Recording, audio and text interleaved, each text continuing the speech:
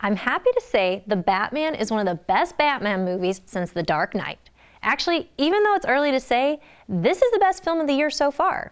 Director and co-writer Matt Reeves has created a gritty detective noir that keeps you hooked from start to finish. From vampire to bat, Robert Pattinson soars as a younger, even more brooding Batman. This Batman tale is set just 2 years after Bruce Wayne became the Caped Crusader. Citizens know his name, but don't quite know his full potential. However, when the Riddler sadistically begins to murder key political figures and dirty cops in Gotham, Batman is pulled into the investigation to uncover the city's hidden corruption and his family's involvement.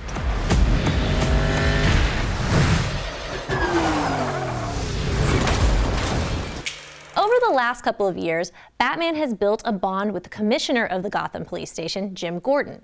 Gordon doesn't know his true identity, but the two work together throughout the film. Jeffrey Wright is a natural as Gordon. He and Pattinson's trust and chemistry is transparent on screen.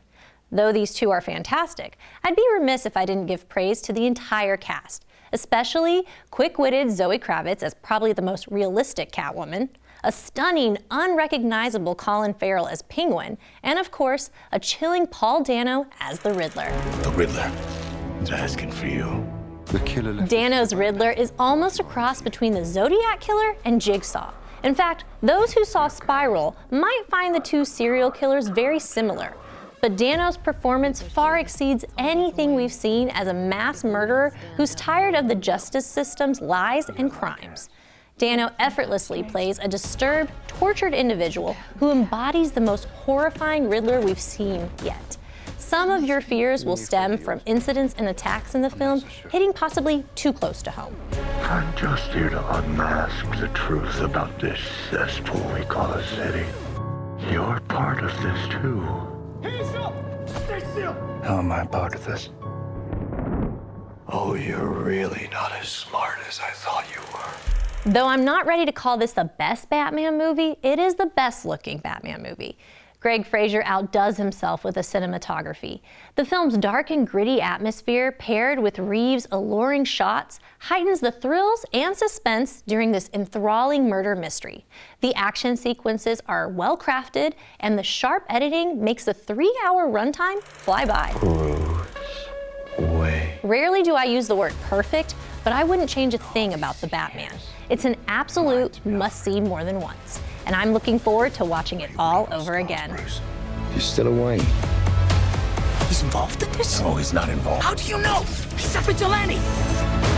Who are you under there? What are you hiding? Selena, don't throw your life away. Don't worry, honey. I got 9 of them.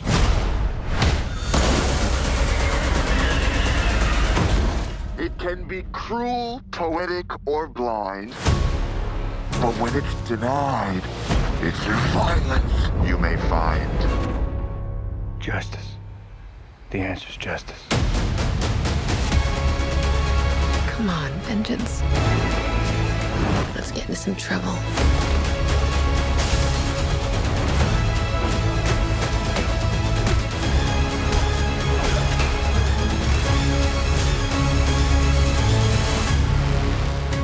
Now on to something a little brighter. Ted Lasso continues to sweep awards season. Star Jason Sudeikis just won a Screen Actors Guild for Best Actor in a Comedy Series, and the entire cast won Best Ensemble. The show is on a hot streak, and for good reason. The series follows Ted Lasso, played by Sudeikis, as an upbeat, super optimistic American football coach hired to manage a British soccer team. Lasso's positivity is infectious, and you can't help but fall in love with him. So, you're heavily favoured this weekend. You think this will end your embarrassing streak of draws? Lloyd, I've never been embarrassed about having streaks in my draws. You know, it's all part of growing up. Season 1 was all about how the soccer team's owner, Rebecca, played by the brilliant Hannah Waddingham, wanted the team to fail in an effort to devastate her ex-husband. But she too was won over by Ted's charisma, and they formed a genuine friendship. It's not often a show's second season is better than its first, but it's definitely the case here. Season 2 breaks the mold and digs into Ted's and the rest of the team's mental health, bringing in a therapist that adds depth and even more heart to this lovable show. I got a question for you. Has a team a la us ever won the whole chimichanga? Not for full Season 2 tackles riskier themes like how a peppy, happy-go-lucky person might be overcompensating to hide a dark past, or how a person's toxic insecurities can reach a breaking point. Ted Lasso peels back the layers of all their characters, inviting audiences into their personal struggles only to further appreciate their big wins. All right, you little turd birds, start touching your toes. And touch each other's toes. What? How long was I have? Not as long as last time. Nobody was hurt. Okay. Don't get me wrong, the show is far more uplifting than it is sad. Ted represents a great leader. His kindness and support has a lasting and sometimes life-altering effect on the people around him. And any serious moment is usually cushioned with some laugh-out-loud comic relief. Ted Lasso Season 2 keeps us hanging on with its humor and nail-biting storylines. Supposedly, there's only one season left, and I'm very anxious to see how this game ends. This is our turn to make history, and I believe we're gonna do just that. To the family we're born with, and to families we make along the way. To Richmond!